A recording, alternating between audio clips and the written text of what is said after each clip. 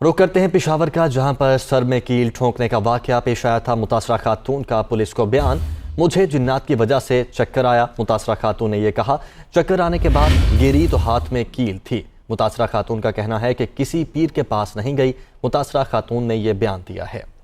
पेशावर में ये सर में कील ठोकने का वाकया, मुतासरा खातून का पुलिस को बयान। इसी हवाले से तफसीलात जानेंगे इमरान बुखारी से। इमरान, बताइएगा क्या बयान दिया गया है मुतासरा खातून की जानिब से?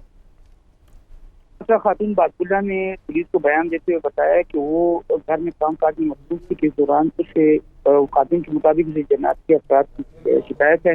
वो लीटर निकाल रही थी, इस दौरान गिर गई, उसके सर में कील घुस गई। खातून ने बताया कि वो किसी पीर के पास नहीं की, उसकी तीन बच्चे हैं, 2 बेटे और 1 बेटी।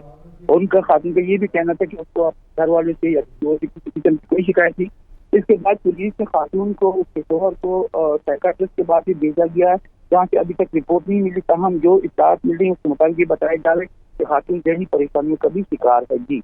जी बहुत शुक्रिया इमरान, आप हमें अपडेट कर रहे थे।